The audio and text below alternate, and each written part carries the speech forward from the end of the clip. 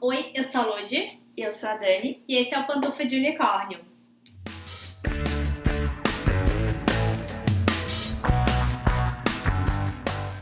Em mais um vídeo de resenha do Coisa Mais Linda, a gente hoje vai continuar com o quarto capítulo, que é Águas de Agosto. Águas de Agosto. Águas de Agosto. Nesse quarto capítulo eu acho que é representativo para algumas das personagens, que ali é uma chave de virada para muitas delas, né? Ter um start de que coisas precisavam mudar. E justamente acho que esse é o episódio que mais foi falado, né? Quando estreou. Por conta da cena da Adélia e da Malu. Eu acho que são as cenas mais impactantes, emblemáticas assim, do episódio. Tanto para a evolução da narrativa ali, da história que está sendo contada, porque a partir disso depois a Malu tem uma evolução, sei lá, enquanto pessoa, né? E também como relevância social, assim, das coisas que elas estão falando ali, né? Do diálogo delas, da perspectiva da Malu, da perspectiva da Adélia. Porque acho que a Malu até então estava em um limbo de realidade social, né? Sim. Ela, até então, ela sempre olhou só pra si, né? Ela até, enfim, mimada e egoísta, realmente, né? Por conta de toda a história dela, ela nunca, sei lá, precisou, nunca teve, né? Não sei se precisar é a palavra, assim, mas ela simplesmente vivia ali na redoma, né? De vidro dela. E mesmo depois de estar no Rio, de ter sido ajudada pela Adélia, de tudo que estava acontecendo ali e da parceria que ela estava construindo com a Adélia, ela não tinha... Não amadureceu ainda essas ideias, né? Ela não olhava pra Adélia, assim, eu acho, de verdade, né? Assim, pra além daquela pessoa que tava ali só servindo ela e ajudando, né? Embora ela talvez tivesse boas intenções, tanto que ela propõe uma sociedade, né? Mas ainda assim, ela não tinha construído uma relação de fato de conhecimento da realidade da Adélia. De pensar sobre isso, né? Eu acho de forma mais profunda, assim. E aí, né, seguindo, né, como no último vídeo, né, a gente vai contar o episódio, resenhar o episódio a partir dos acontecimentos com as nossas personagens principais, né? Com a Malu, a Adélia, a Lígia e a Teresa, né? Aqui a gente já começou a falar um pouco da Malu, né? E aí acho que, na verdade, o episódio começa ali, né, com a questão da Malu indo atrás do personagem lá, como é o nome dele? Não sei, Mas é aquele personagem caricato que é o que é metido com coisas ilícitas, com, né, venda de bebidas, empréstimo, agiota, né? Com certeza ele deve ser bicheiro. Não, brincando, né? Mas assim, já começa esse episódio mostrando pra gente de como ainda, mesmo o cara tá desaparecido, né? O marido da Malu, ela é cobrada de uma dívida que não é dela. Sim, mas eu acho que ela vai atrás, que eu acho que ela tá tentando encontrar o cara, né? Ele, ela quer achá-lo. Mas justamente, tipo, e o cara ali te manda, todo mundo tá querendo achar ele, né? Porque tá devendo todo mundo. Ela vai tentar seguir uma pista ali bem ingênua, bem, né, atrás de um endereço sozinha lá. E daí o cara tem, né, vai querer usá-la pra chegar até o marido. Na verdade, no primeiro momento ele não sabe, né? Porque ela dá um nome falso, mas a bem da ingênua, obviamente, né, se ele descobre e vai cobrar dela a dívida que o marido tem. E ainda fala, mas eu não tenho dinheiro, né? Aí vem a clássica, você pode pagar a dívida de outras maneiras. Tipo, além, né, de ela ser cobrada uma dívida que não é dela, ela tem que ainda sofrer esse tipo de assédio por... né? E aí, enfim, a gente tem, acho que 2 pontos bem centrais desse episódio da Malu, essa questão, né, dessa ameaça ali, de uma dívida que não é dela, né? Uma ameaça, mas é uma ameaça, tipo, a violação, sabe? Física dela. E essa questão aí com esse cidadão aí de origem duvidosa, ela vai se desenrolar durante os outros episódios, né? Vocês vão lá. Quer dizer, quem viu já sabe, né? Mas, né, porque ele ainda vai manter uma relação ali com a Malu, né? Prendendo ela também, né? Com questão de ameaça ali. Não de forma física, né? Mas de forma velada. Tá? E aí, outro ponto aí que mostra ainda o resquício da Malu de não ainda entender a realidade, né, social, é no momento que ela e a Adélia estão lá no bar, a Lígia chega e pede um copo de água pra Adélia, como se a Adélia fosse uma serviçal ali dela, né, disponível pra fazer pra atender ali, né, os desejos. Então, ou qualquer coisa. E aí, a Malu, ela não fala absolutamente nada. Ela pede desculpa depois que a Lígia vai embora, pede desculpa pra Adélia, mas em nenhum momento durante o episódio ela faz a correção ali pra Lígia. Não, Lígia, essa aqui é a minha sócia, Adélia, não sei o quê. E não é como se ela estivesse, tô distraída, não ouvi. Ela percebe, ela tem até um certo incômodo, Aham. ela vai depois, eu acho que ela que pega o copo, né? Ou a Adélia entrega o copo e depois ela que retira. Mas ela fica ali sem falar, não, essa aqui é a minha sócia, ela, né, eu vou pegar água pra ti, enfim. Não, ela deixa Ela faz a situação ficar, enfim. A blazer, e faz a cara de paisagem. Ela se omite, né? Quando ela deveria. Pega produção. E aí, quando tudo tá errado ali pras duas, que dali desenrola naquela cena que, né, a gente viu ali das duas, viu em todas as, né, Instagram, passando por aí, quando tem uma chuva, né, bem grande, tem uma chuva muito forte lá e ele acaba alagando todo o bar. E aí, né, temos aí o Água de Agosto no episódio. E aí a Malu fica lá choramingando, chorando que tá tudo errado na vida dela, que ela é a vítima. E aí a Adélia, não, né, vamos lá, tipo, aconteceu uma coisa ruim, mas a gente consegue dar a volta por cima. Elas já passaram por tanta coisa, já conseguiram ali, tão ali numa iminência de abrir um negócio, né, já passaram tanta dificuldade, a gente vai conseguir virar. Mas não, a Malu está lá, como ela é a única pessoa no mundo que está passando por problemas. E é isso, fica lá choramingando e a Adélia vai embora. Eu também iria. E aí a Malu vai lá e faz aquele, porque eu estou, como é que eu tô lutando pra minha liberdade. Mas antes disso, ela tem até uma postura bem otária, não é só ela ficar chorando, né? Porque a Adélia tá tentando dizer, não, peraí, o que a gente pode fazer? Vamos, a gente ela fala que agora não tem mais dinheiro e ela ofende a Adélia, falando que a Adélia tá ali só pelo dinheiro, que agora que ela não pode pagar. É verdade. Ela é bem escrota, assim, bem otária com a Adélia. Não mas a Malu é uma perdeu, assim, ó. Eu entendo a construção dela pra trama, acho toda muito válida, né? Inclusive a atuação da Maria Casadeval, mas eu acho a Malu uma escrota. Mas eu entendo porque ela ser assim.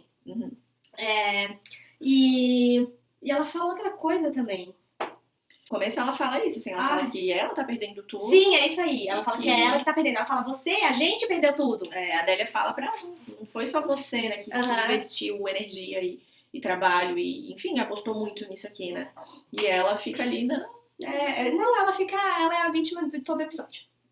Né? E aí a Adélia dá lá dá um tapa nela, social, figurado, joga as verdades na cara dela, dizendo que, meu Deus, tipo, você tá lutando pra trabalhar, eu trabalhei a minha vida inteira. Você trabalha com 8 anos. Não, e a Malu até aquele momento não enxergava aquilo, e aí faz aquele pedido de desculpa, meio esfarrapado ali, mas eu não sei se naquele momento ela tem a plena consciência do porquê está pedindo desculpa pra Adélia. Ela vê razão no que a Adélia tá falando. A Adélia tá falando pra ela, você queria lutar pelo seu direito de trabalho, eu trabalho desde os 8 anos, a minha avó nasceu numa senzala, e joga um monte de coisa na cara dela, porque ela tá falando como se ela fosse a grande prejudicada e o maior dos problemas do mundo, e a Adélia não entende que ela Ela não, eu entendo sim, eu trabalho desde os 8 anos, eu não vejo a minha filha pra botar comida na mesa é o que importa. Pra mim isso é coisa importante. É relevante, isso é relevante. E aí eu acho que nesse momento ela meio que, puta... mas ainda assim ela... Eu acho que ela só vai se dar consciência depois que ela volta pra casa. Eu acho que de forma mais profunda, sim. Eu acho que ali ela percebeu que realmente ela tava... Sendo escrota. Tava sendo super egoísta e que a Adélia também tinha muito...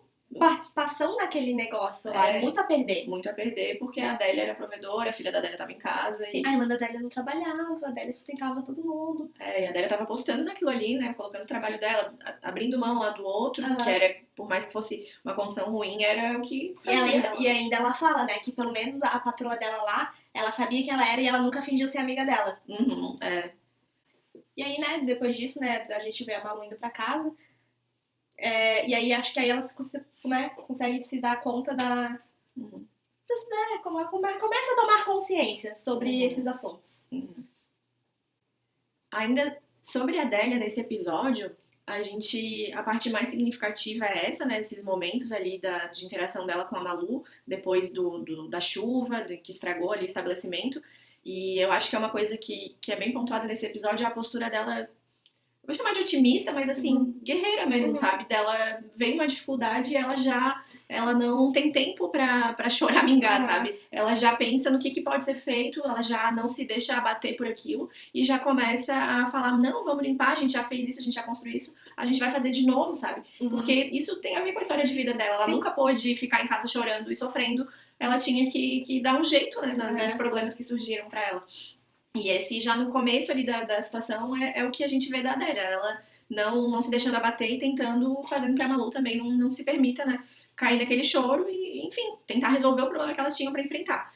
Mas, né, ela não. A postura otimista dela não foi suficiente pra contagiar a Malu e temos a Malu ali, né? Ela teve que partir pra um negócio mais hard. E aí, foi ofendida mesmo pela Malu, que fala coisas pra ela que. E aí ela fala, né, fala verdades, né? Apenas diz verdades ali. Grande parte do episódio, da aparição da Adélia no episódio tem a ver com esses momentos, essa interação com a Malu, isso. E a gente vê também nesse episódio o capitão confrontando ela em relação à paternidade da Conceição. Acho que ela vai pedir alguma coisa pra ele, ou dizer não sei o que da sua filha. Ele fala, pede pro pai de verdade dela. E pergunta quem é. Ele joga um verde, na verdade, né? Fala que ele sabe lá, que é o patrão dela. E ela fala, isso ficou no passado, eu era jovem, eu errei. E, né, tenta ali uma reconciliação. Você é o pai dela. Você é o pai que ela tem, né? Como que vai ficar o sentimento dela? Porque, querendo ou não, é a referência que ela tem mesmo de pai no mundo, né? E ele tá magoado ali, puto da cara, ele sai. E aí a gente tem aí os dois, né, rompendo, assim, né? Fica aí no ar. Quem é o... E sem a gente ainda continuamos com o mistério de quem que é o pai, quem é esse patrão dela. E, cara, quando eu vi a primeira vez, eu fiquei achando até que ela talvez tivesse sido estuprada. Eu também. Puta que bad. Depois eu achei menos mal, até que era mais complexo. Teve ali o envolvimento, a questão era familiar, social, racista. Eu achei muito legal, assim, que foi diferente. Como eles desenvolveram nessa questão. Até o negócio do anel, sabe? Tipo, ele já dava o anel dela, né? Tinha mandado carta e o pessoal... É meio uma mistura meio adolescente também, né? Porque rola muito tipo, filme adolescente. Não dá carta, ela não recebeu. Mas eu achei que, tipo, com a idade que eles tinham, né? Era plausível, né? Porque realmente a Conceição está grandinha. Sim. Mas enfim, isso tudo é spoiler. Partindo, então, pra Lígia, esse eu acho que foi o pior episódio pra ela. Quer dizer... A Lígia só... Tem vários. A Lígia só se fode. Depois do episódio anterior, que ela, né, toma ali um tapa na cara do Augusto, né, a gente tem, né, nesse episódio aí o ciclo, né, da violência, né, a pessoa ali bateu na esposa e aí faz toda ali aquela artimanha de jogo psicológico pra fazer a pessoa achar que ela é a culpada. A Lígia começou, não, realmente, porque ele joga ali, né, eu tava com medo de te perder porque as pessoas, os homens, te olham muito, não sei o quê, foi só, tipo, é zelo meu, sabe? É zelo dele. E aí ela se sente culpada, nossa, como eu tenho um marido tão maravilhoso que cuida de mim, né, realmente eu que causei tudo isso. E aí ele faz esse revés, né, transforma ela achando que ela é a culpada, né, em nenhum momento ele diz isso, né. Tem uma frase muito emblemática que ele fala pra ela, me ajuda a te tratar do jeito que você merece. É muito clássica, né? Não vem com essas palavras sempre, mas, né? Sim. Vem com... Ai, desculpa, coitado de mim, eu só tava com medo. Ele faz muito esse discursinho de que eu tava só com muito medo de te perder, todos te desejam. E aí ele vai invertendo e aí chega ao ponto dela pedir desculpa pra ele. Sim. E dizer que ela tinha culpa. Puta, bem amor. E aí ele fecha com chave de ouro e só... Toma aqui uma viagem pra Itália que você sempre quis. Que é o agrado, que vem depois da agressão, é todo adular e agradar. Mal sabia ela que ele tinha outras intenções com essa viagem, né? Mas ela tá achando ali, né, que... Foi um gesto de arrependimento e exatamente, amor. Eu volto cão arrependido. E aí ela começa, vou reconsiderar, né, o negócio do cantar, né? Porque... não tava fazendo bem pra minha família. Foi basicamente isso. E aí, no final não. A gente tem ainda uma outra cena, que o Augusto tá lá com os outros políticos, né? E eles começam a... Primeiro que eles começam a tratar ali o Augusto como se fosse uma nova política, né? Querem lançar ali o Augusto pra prefeito, e aí fazem... dizendo, né? Como se ele não tivesse envolvido já naquele meio, pra transformar ele em uma nova política. De nova política ele não tinha nada. Eles falam... a gente precisa de alguém como você, de uma família de empresários, porque ninguém confia mais esses velhos aqui, esses políticos aqui, todo mundo já perdeu a credibilidade neles, mas você tem uma família, você representa, né, o que o povo quer agora, que é o diferente, o novo, que é o discursinho do outsider, que não tem nada de outsider, porque ele tá ali na reunião do partido, ele é totalmente envolvido com aquelas pessoas e com aquela velha política, mas ele vai ser lançado como um cara que é de fora. Né? E novamente, né, utilizando da Lígia ali como a esposa troféu. E o cara ainda falando, fazendo comentários de tornando a Lígia como um objeto sexual. E aí o Augusto olha aquilo e engole seco, porque, né, ele precisa daquele apoio pra conseguir se lançar a prefeito, né? E aí, com essa chave da Lígia, né, a gente acaba com o quê? O Augusto chega em casa bêbado e estupra a Lígia. E aí depois sai como se nada tivesse acontecido. Tipo, não, tô te esperando no banho.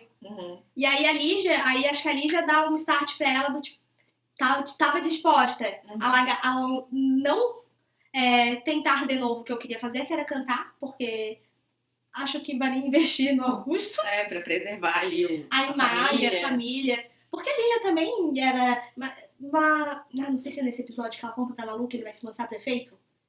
Aí elas ficam, você é mulher de prefeito, não sei o que lá, não sei o que lá. Eu não lembro, acho que não é nesse. Não é? Acho que é no próximo. Tá. Porque, sabe, tipo, a Lígia também tem essa ideia de, né, de uma família ali tradicional, de ela ser a mulher ali amada, eles viajarem, ter esse conforto. Porque acho que ela também foi criada pra isso. Sim. Assim como a Malu. Sim, e eu acho que também no momento ali ele chega bêbado, ela tá dizendo não, ele vira ela e realmente a estupra, mas ela não... Eu acho que ela não entende aquilo como um estupro. Não, também. Eu acho que não. Ela fica...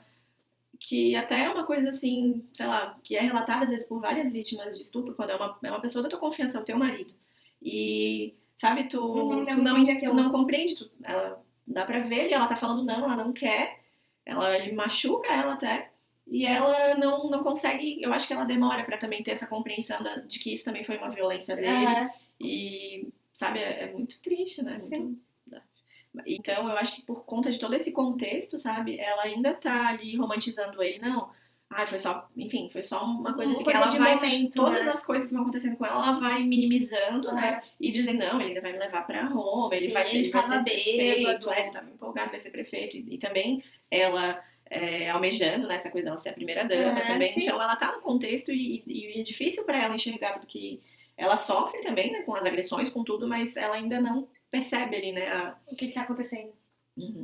Que é comum, né, com mulheres, né? Porque, enfim, você é criada pra ser esposa, vai ser esposa, e se não tá bom, né? Provavelmente a culpa é sua. Sim, ela acha. Como ela achava que foi. Em relação a Teresa, a gente tem algumas poucas cenas ali dela, mas são cenas bastante interessantes. A gente começa com ela meio que coordenando uma reunião, né? Novamente, ali eles usam os planos que colocam ela como assim, ela tá em pé, tá falando e tá conduzindo e apresentando a ideia que ela tem pra matéria pra ser feita. Naquele período é o período em que Brasília tá sendo construída, né? A nova capital tá sendo construída, e ela traz ali pra pauta a ideia de que seja feita uma matéria falando das mulheres que estão ajudando a construir, né, a nova capital. E ela traz os dados, traz a pesquisa dela, dizendo que ela teve notícia de que quase 1/3 das pessoas que estão lá são mulheres e que não tem se falado muito dessas mulheres, e ela quer mostrar para todo mundo e falar sobre essas mulheres e o que elas estão fazendo lá, contribuindo para essa nova capital, que era para um período assim, era um símbolo de modernidade, né, de tudo que de melhor que vai colocar o Brasil aí, né, Aí entra aquele meme. Parecia que tava tão bom, né? Parecia que ia ficar bom. Depois parece que piorou. Depois tava ruim, depois parece que piorou. Não tava bom,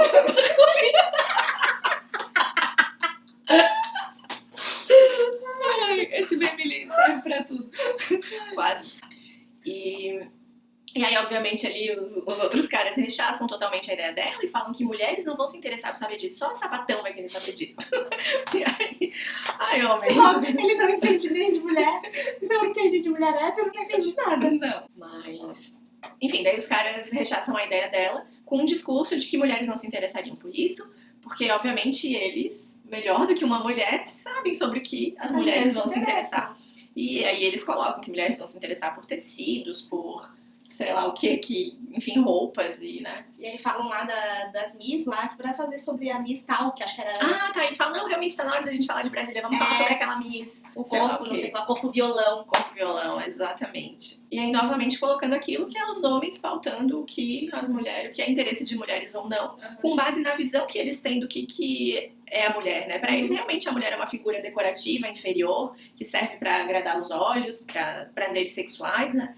E é isso que uma mulher serve, então eles só conseguem vincular, né, coisas que sejam relacionadas à estética feminina e ao que eles consideram que sejam o ideal de estética feminina. O ideal do feminino, né? E eles pautando, né, o que as mulheres vão ler ali com base no que eles próprios, da forma que eles próprios enxergam as mulheres, né? Essa parte da pauta, inclusive, é bastante interessante, uma sacada, eu achei uma sacada muito legal deles incluírem isso ali no enredo, e que eu não tinha percebido também da primeira vez que eu assisti.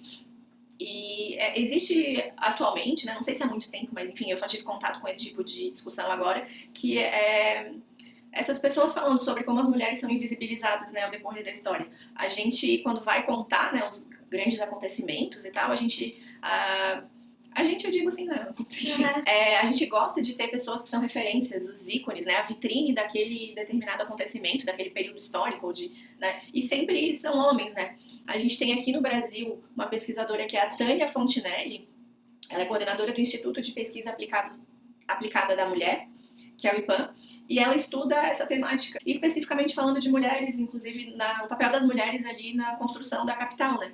E ela tem um documentário que se chama Poeira e Batom, 50 Mulheres na Construção de Brasília, que fala especificamente disso e conta a história dessas mulheres, né? E é uma coisa muito bacana deles trazerem, né? Porque traz essa referência de como as mulheres são sempre invisibilizadas na história. Na faculdade eu tinha o costume de, nas disciplinas, né, fazer algum artigo, né, o trabalho final, sobre a participação das mulheres em tal período histórico, né? Então eu fiz da Revolução Francesa, eu fiz nas Independências das Américas, eu fiz sobre a Primeira Guerra Mundial e a Segunda Guerra Mundial. Eu acho que agora isso tá com a internet, né, com tudo que a gente tem, isso tá saindo um pouco do meio acadêmico, eu acho que já academicamente já existia talvez isso, essas pessoas, né, essas pesquisas e talvez até mulheres mesmo, né, trazendo isso. E agora isso tá, enfim, conseguindo alcançar mais pessoas. Um público maior. Isso é muito legal, né? Até, acho que Nerdologia teve recentemente falando da participação das mulheres na Segunda Guerra Mundial. E vários meios mais pop, mais mainstream, estão falando um pouco disso, né? Que é uma... porque essa é uma dificuldade da academia, né?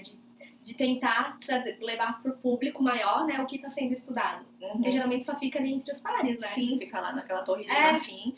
E fazer esse conhecimento ficar palatável, né? Porque isso também é outra questão, né? A forma que você escreve, né? A forma que você comunica, né?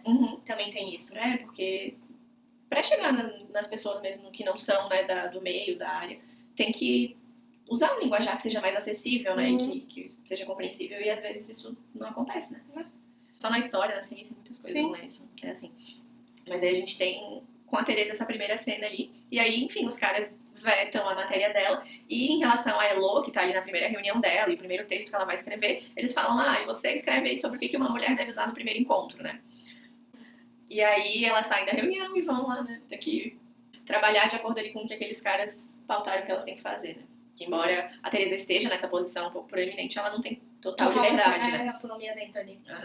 E aí é bastante interessante também como a Elo consegue virar eles dão um tema bem horrível pra ela, mas ela consegue em cima disso ainda fazer um texto que... Vai ser o tema do ano. Vai ser o que vai acontecer. Vão te dar um tema bem horrível. Você vai ter que se envolver com isso. Não faça como a Elo, porque vão te dar nota ruim, eu acho. Dependendo de quem vai corrigir. Exato. Mas enfim, dá um tema bem bosta pra ela. E aí ela consegue dar uma virada e escrever sobre que uma mulher num primeiro encontro, ou sei lá, em todos os encontros, não deve deixar de ser ela mesma. E pra tentar agradar, né? Homem nenhuma mulher deve fazer isso. Deve, enfim, ser quem ela é e não ficar tentando agradar um cara. E se esse cara não for suficiente pra ele não gostar de quem você é, e daí não quiser ter um segundo encontro por conta disso, então azar dele. Que bom pra você, né? Sorte sua, porque será que você queria esse cara? Uma cilada menos. E se livrou, enfim, né? Realmente. Às vezes a gente acha que é coisa ruim, mas às vezes é livramento. Nossa, muito E aí ela mostra pra Teresa, e a Teresa fica super orgulhosa, e ela fala ainda, eu acho que você faria o mesmo, né? E mostrando também como a Teresa já é uma figura que inspira, né? A Elo e provavelmente outras mulheres que se inspiram nela pra tentar buscar ali um caminho de maior liberdade, né? De um texto feminista mesmo, né? Que a gente tem. E aí depois tem dentro ali ainda desse núcleo da revista feminina cheia de homem, a gente tem os caras saindo e indo fazer um happy hour e sem convidar nenhuma das duas, né? Vamos lá beber, pessoal, acabou o expediente. E as mulheres ali ignoradas, né? E eles saem e a Teresa fala, obrigada pelo convite. E aí as duas fazem um happy hour entre elas. E aliás, a Teresa tem uma garrafa de bebida. A Teresa tem o quê ali? A sua biritinha, né? Na mesa. mulher preparada que é.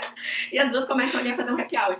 E aí eu acho também um paralelo legal dessa cena é que mesmo hoje em dia, né, principalmente mulheres que trabalham assim no meio corporativo, que precisam desse networking, assim, né, fazer esses contatos e dessa rede, muitas mulheres relatam que acontece isso de o happy hour é um momento também que não é um trabalho, mas que as pessoas fazem esses contatos e vão estreitando laços, né, e depois podem ajudar e ajudam muito para fechar contratos, enfim, dentro do meio profissional, né, das pessoas. E essa situação, assim, de mulheres sendo excluídas é um relato que é contemporâneo, assim, a gente viu ali, né, na década de 50, né, acontecendo isso, mas existem relatos de mulheres hoje no meio corporativo que falam disso, que as mulheres não são convidadas para esses happy hours, para esses momentos, e aí fica ali os caras, e daí os homens acabam progredindo na carreira, conseguindo oportunidades melhores, também por conta, né, dessa exclusão ali das mulheres. E alguns caras dizem que, não tem nada a ver, a gente só vai lá falar coisas de cara e tal, né, e eles vão dando desculpas, assim, pra não chamarem as mulheres. Outros dizem que, minha mulher vai ficar com ciúme se for outra mulher. Enfim, esse tipo de coisa ainda que é dita e aí as mulheres ficam ali excluídas e perdem oportunidades, perdem contatos, né, porque... Perdem a convivência ali também, né? Sim, até mesmo, né, socialmente, né.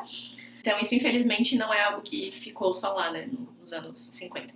E aí, depois, né, de todo esse rolê aí do trabalho da Teresa, a gente tem também ali uma fé. Eu ia dizer romance, mas não é necessariamente romance. Romance é um lance. Aí a gente tem a Elo e a Teresa com um momento ali, rola, né, um beijo, umas carícias, enfim, coisas acontecendo entre elas ali no escritório mesmo. Nós estamos sozinhas, né? Deixaram ela lá. Estamos ali, né? Não tô fazendo nada, você também. E também é um aspecto ali que a gente já nos outros episódios estava meio que subentendido, que a Teresa, lá no barco, né? Eu acho que ela fala que uma menina, dá pra ver uns olhares assim, dava pra achar que ela tinha ali, talvez fosse bissexual, mas ali temos uma confirmação. Eu acho que dá pra dizer que é uma confirmação, enfim. E também desse aspecto ali do casamento deles que parece, né, ser aberto e ter espaço aí pra isso acontecer. Embora depois ela não seja, assim... Ela 100% clara com o Nelson de que ela... Sobre o que tá acontecendo ali, né? Até porque eu acho que tem a questão do seu trabalho dela. Eu não acho que a questão dela fosse a Elo ou ter uma fé com alguém. Mas eu acho que é o espaço do trabalho, né? Que é tão importante pra ela. E eu acho que daí... Ela está meio que misturando ali os dois. Daí, enfim, depois a gente vai ver um pouco mais nos outros episódios dessa situação dela com a Elo. Mas aí a gente tem o primeiro beijinho, né?